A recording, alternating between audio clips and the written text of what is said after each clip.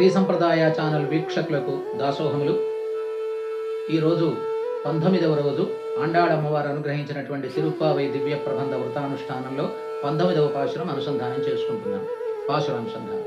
Kothu విళక్కరియ కోట్టుకాల్ కట్టిల్ male మెత్తెండ్ర పంచశయనத்தின் மேலேறி கொத்தலர் பூங்குழல் நப்பின்னை கொங்கை மேல் வைத்த கிடந்த மலர் மார்பா வாய் திறவாய் மைத்தடங்கெண்ணினாய் நீயுன் மணாளனை எத்தனை போதும் துயிரடவட்டாயினான் எத்தனை ஏலும் பிரிவாத்தகில்லாயால் తత్తువమన్రుత్తగవేల్ ఊరెంబావాయ్. ఆండాళ్ దివ్య తిరువడిగళే శరణం.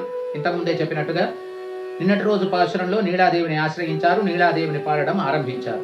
ఈ రోజు పాశురం, రేపు రోజు పాశురంలో కూడా నీలాదేవిని గురించే ప్రస్తుతిస్తారు. ఎందుకంటే నీలాదేవి అత్యంత ప్రధానురాలు, సర్వప్రధానురాలు.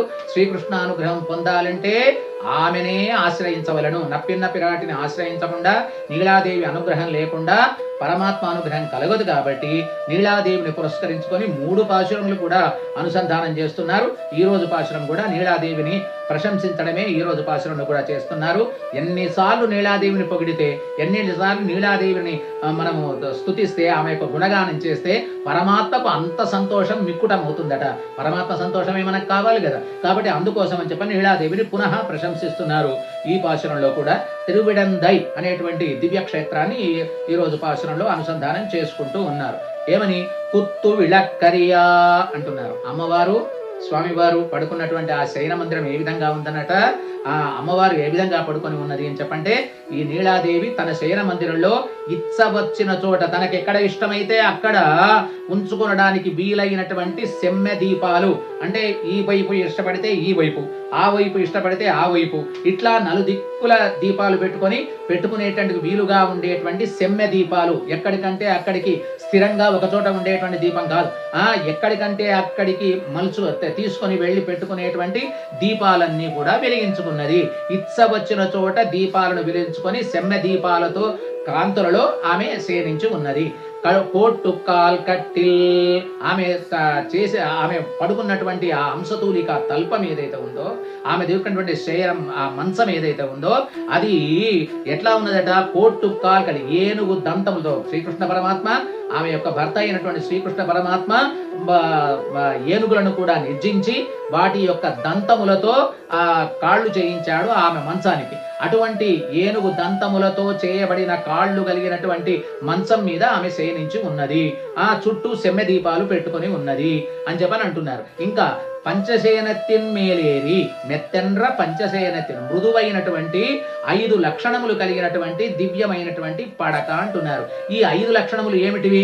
పడకకి ఏమేమి లక్షణాలు ఉండాలంటే, అందం ఉండాలి, బాగా బ్యూటిఫుల్ గా ఉండాలి, చలువ శీతలత్వం ఉండాలి, మృదుత్వము అంటే మెత్తదనము ఉండాలి, పరిమళము అంటే మంచి సుపరిమళం విరజల్లుతూ ఉండాలి, ధావళ్యము తెల్లదనము ఉండాలి. ఇటువంటి 5 గణములు కలిగినటువంటి మెత్తని పాన్పు పైన ఆమె శయనించి ఉన్నది అని చెప్పని అంటున్నారు.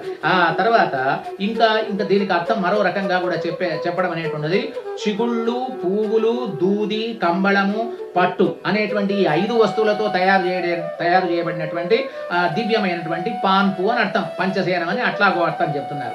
ఏ విధంగానే పర్వాలేదు, ఇటువంటి 5 లక్షణములు లేదా 5 వస్తువులు కలిగిన తో తయారు చేయబడినటువంటి ఆ యొక్క దివ్యమైనటువంటి శయ్య పైన అమ్మవారు నీలాదేవి శయనించి ఉన్నది. పూంగువళై నప్పిన్నై, నీలాదేవి తలపైన దాల్చిన ఉత్తగా పడుకోలేదు కదా, ఆమె అలంకరించుకొని చక్కగా శిరోజములయందు పుష్పములు ధరించి పడుకొని ఉన్నది. ఆ పుష్పములు దివ్యమైన పరిమళాన్ని వెదజల్లుతున్నాయి. ఆ నీలాదేవి ధరించినటువంటి పువ్వులట ఆమె తలలో ధరింపచేయగానే మొగ్గలు మొగ్గలు పెట్టుకున్నది అనుకోండి. ఆ మొగ్గలు నీలాదేవి యొక్క శిరస్ సంబంధం చేత, ఆ యొక్క కేశ సంబంధం చేత అవి వికసించి పరిమళిస్తూ ఉన్నాయట. అది స్వస్థానంలో, అంటే చెట్టు మీద ఉండగా మొగ్గ ఎట్లా పరిమళిస్తుందో అవే మొగ్గలు నీలాదేవి యొక్క తలలో పెట్టుకోగానే ఆ కేశ సంబంధం చేత అవి వెంటనే వికసించి స్వస్థానంలో ఉన్నట్టుగానే భావించి వికసించి పరిమళిస్తూ ఉన్నాయట.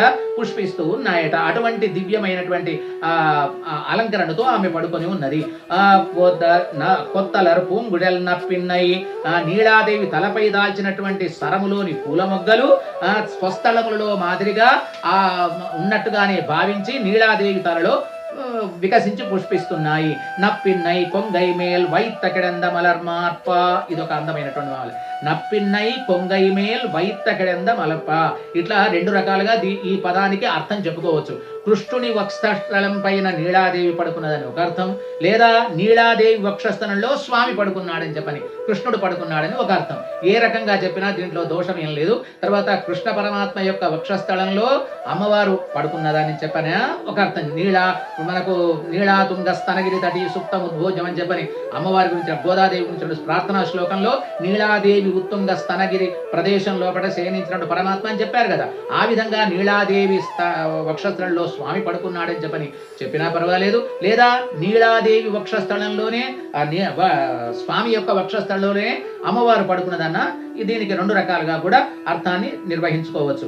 అటువంటి ఓ తల్లి లేచి రమ్మా అని, లేచి రమ్ము అని చెప్పనకుండా వాయి తిరవాయి అంటున్నారు. నీవు లేచి రాకున్నా అంటే మీ భోగానికి భంగకరంగా నీవు లేచి మా కోసం అని చెప్పని ఇక్కడ దాకా రావాల్సిన అవసరం లేకున్నా, మేము వచ్చింది గమనించి లోపటి నుంచే వాయి తిరువాయి, నోరు తెరిచి ఒక మాట అన్న సమాధానం చెప్పొచ్చు కదా తల్లి.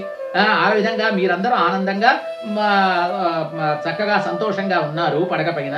ఆ ఉన్నటువంటి సందర్భంలో నీ వక్షస్థలంలో ఆయన వక్షస్థలంలో నీవు చక్కగా ఉన్నారు, పర్వాలేదు. మీరు ఆ ఆనందాన్ని విడిచిపెట్టి ఇక్కడ దాకా రావాల్సిన అవసరం లేదు. కానీ రాకుంటే వాయి తిరవాయి, ఒకసారి లోపటి నుంచే మేము వచ్చింది గమనించినటువంటి వారలై వస్తున్నామనో, లేదా ఏదో నోరు తెరిచి లోపటి నుంచే ఒక మాట చెబితే తప్పేముంది, వాయి తెరవాయ్ అని చెప్పని పిలుస్తూ ఉన్నారు. తర్వాత ఇంకా చెప్తున్నారు, ఇంకా వీళ్ళు మైత్తడంగిణినాయ్, కాటుకతో సింగారించుకున్నటువంటి పెద్ద కన్నులు కలిగినటువంటి ద్వారా అన్నారు. కన్నులకు కాటుక పెట్టు, వ్రతంలో వీడు మొట్టమొదలు మనకు రెండవ పాశంలో చెప్పినప్పుడు వ్రత నియమాలలో కళ్ళకు కాటుక పెట్టుకొనము అని చెప్పని వీరు అన్నారు కదా. మేమేమో కళ్ళకు కాటుక పెట్టుకోకుండా కృష్ణ పరమాత్మకు పరితపిస్తూ ఉంటే, నీవేమో కృష్ణ పరమాత్మను పొంది కాటుక ధరించి కళ్ళకు కాటుక పెట్టుకొని పెరుమాళను అనుభవిస్తూ ఉన్నావు కదా తల్లి. మరి మేము కూడా ఆ విధంగానే మేము పెరుమాళను అనుభవించకూడదా? కాబట్టి కాటుకతో కన్నులు అలంకరించినటువంటి తల్లి, మేము కూడా అదే కాటుకను కన్నులకు ధరించి మేము స్వామిని అనుభవించేలాగా, స్వామిని పొందేలాగా నువ్వు చూడాలి తల్లి అని చెప్పని అంటున్నారు. శరణ్యమైనటువంటి నీవు ఎటువంటి దాన్ని, నీవు తర్వాత అశరణ్య శరణ్యవు, నీవు అశరణ్య శరణ్యాం అని చెప్పంటాం కదా. కాబట్టి అటువంటి ఓ తల్లి నీలాదేవి, నీవు మమ్మల్ని అనుగ్రహించవలసింది, లేచి రావలసినది అని చెప్పని నీలాదేవిని ప్రస్తుతిస్తున్నారు ఈ శ్లోకంలో. తర్వాత ఇక్కడ స్వాపదేశార్థం, స్వాపదేశపరంగా అంతా ఆచార్యపరంగానే చెప్తున్నాం. ఇక్కడ ప్రధానమైన విషయం నప్పిన్నై కొంగై మేల్ వైత్త కిడంద మలర్ మార్ప వాయి తిరవాయ్ అంటే, శిష్యులలో వరిష్ఠుడైనటువంటి ఒకణ్ణి జ్ఞానభక్తులను గాంచి, బాగా ఆచార్యుడు, ఉత్తమమైన ఆచార్యుడు, జ్ఞానభక్తులు విశేషంగా కలిగినటువంటి ఉత్తమమైనటువంటి శిష్యుడు దొరికినప్పుడు అతన్ని చూసి ఇతడికి నేనేం చెప్పాలి అన్నట్టుగా స్తబ్దుడై ఏమీ మాట్లాడకుండా ఉంటాడు. అటువంటి ఆచార్యవర్యుడే ఇక్కడ చెప్పబడుతున్నాడు.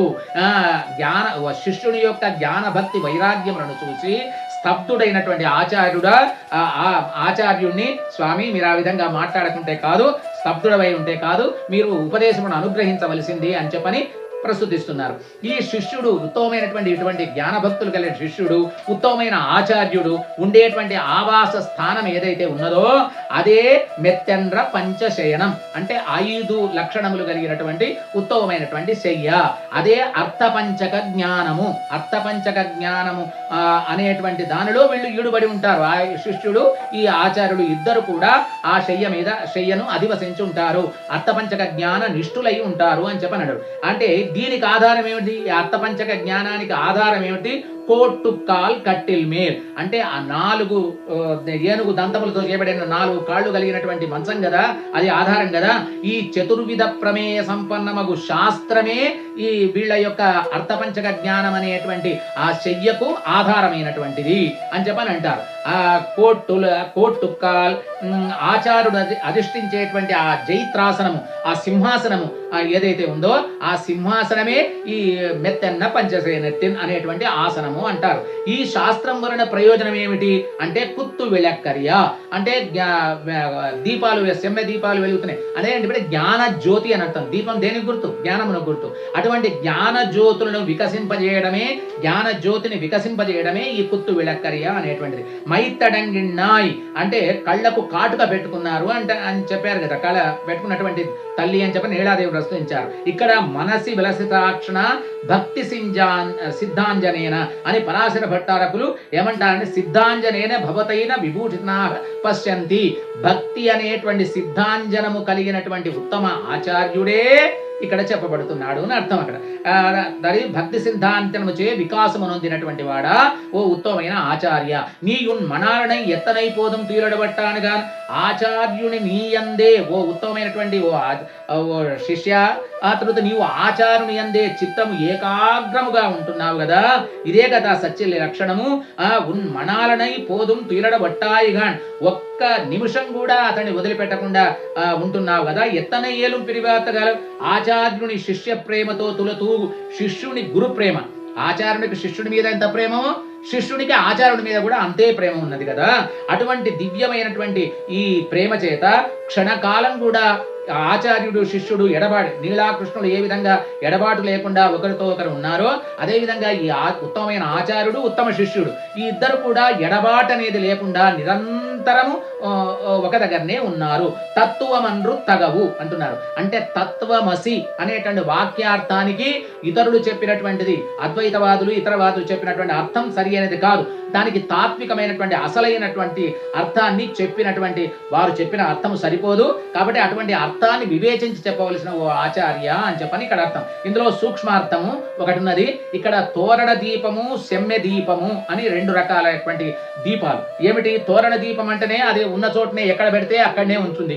అటువంటి దీపాలుగా అది నీలాదేవి పెట్టుకున్నటువంటిది. ఏది ఎక్కడికంటే అక్కడికి తిరిగేటువంటి అంటే తీసుకోపోగలిగినటువంటి సెమ్మె దీపాలు, సంచార దీపాలు అనుకోండి, ఒకటి మొబైల్ అన్నట్టు. కాబట్టి అటువంటి దీపాలు పెట్టుకున్నది అని చెప్తే అన్నారు కదా. మన ఆచార్యులు కూడా రెండు రకాల వాళ్ళు ఉన్నారు. ఎవరు అంటే ఒక చోటనే స్థిరంగా ఉండి తోరణ దీపంలాగా ఒక చోటనే ఉండి జ్ఞానాన్ని బోధించేటువంటి వారు. అటువంటి ఆచార్యులు ఒకరున్నారు. ఎవరు? గోష్ఠీ పూర్ణులు అనేటువంటి వారు తిరుక్కోటియూరులోనే ఉండి అక్కడనే ఉండి తన దాన్ని ఆశ్రయించడానికి వచ్చిన వారికి చెప్తుండే వారు, ఎక్కడికి ఇతర ప్రాంతాలకు వెళ్ళినటువంటి వాళ్ళు కాదు. అటువంటి వారు ఆచార్యులు. దీనికి గుర్తు తోరణ దీపం అనగా తిరుక్కోటియూరు నంబి, సెమ్మదీపం అనగా భగవద్ రామానుజస్వామి అనగా భగవద్ రామానుజస్వామి వారు ఎల్లెడల వెళ్ళి అక్కడ తన జ్ఞానాన్ని అందరికీ ఉద్బోధించేటువంటి వాళ్ళని అర్థం. శ్రీమతే రామానుజాయ నమః. ఆండాళ్ దివ్య తిరువడిగళే శరణం.